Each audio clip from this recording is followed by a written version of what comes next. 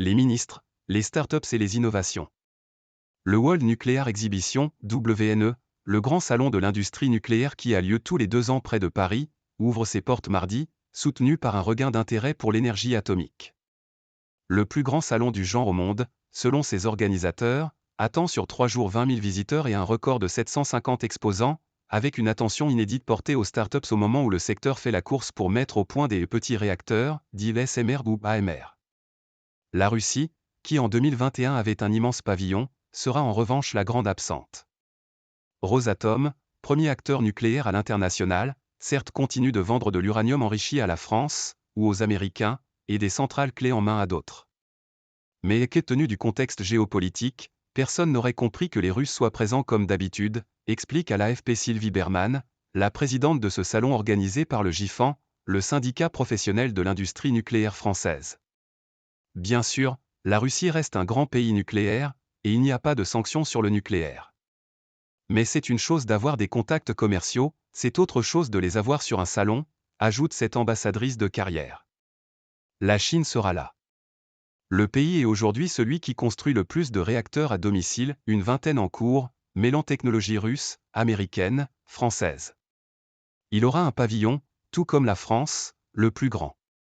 L'électricien EDF, détenu à 100% par l'État français, sera présent, avec nombre d'entreprises d'un secteur qui dans l'Hexagone fait vivre 200 000 personnes. Un village réunira des startups, que le salon veut soutenir via des prix et du mentorat. France, États-Unis, Grande-Bretagne, Chine, Russie, Canada, sont en effet lancés dans une course aux petits réacteurs modulaires, SMR, et de 4e génération désignés sous l'acronyme d'AMR, Advanced Modular Reactor. Miss America en renfort. Lundi soir, la France a annoncé un investissement de près de 100 millions d'euros en faveur de 6 projets innovants, qui s'ajoutent à 3 autres dont le Newar d'EDF. Aujourd'hui à des niveaux de maturité variables, ces objets doivent permettre de nouveaux usages, décarbonation des sites industriels, des réseaux de chaleur. À horizon 2030 à 35, l'objectif est de développer une filière française pour l'Europe. Il y a un enjeu de souveraineté industrielle et de création de chaînes de valeur en Europe, dit à l'AFP Philippe Storr, directeur des énergies au commissariat à l'énergie atomique, CEA. Le salon de Villepinte sera aussi politique, avec la présence de ministres canadiens, tchèques, roumains.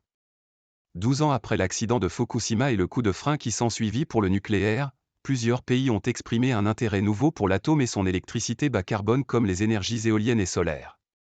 Pendant longtemps, le WNE a été un salon d'affaires, le salon de l'entre-soi des acteurs du nucléaire, qui ne voulait pas faire parler d'eux, par peur des réactions d'activistes, les militants antinucléaires, note de la rédaction, souligne Madame Berman. Puis, le nucléaire a commencé à rentrer en grâce, les opinions évoluent, et aujourd'hui le salon est l'occasion de communiquer.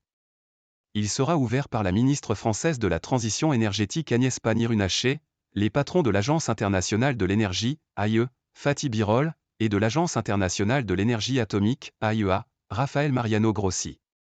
Un soutien plus inattendu viendra de Grace Stank, Miss America 2023 et étudiante en ingénierie nucléaire, qui depuis son élection porte la cause atomique de salon en interview.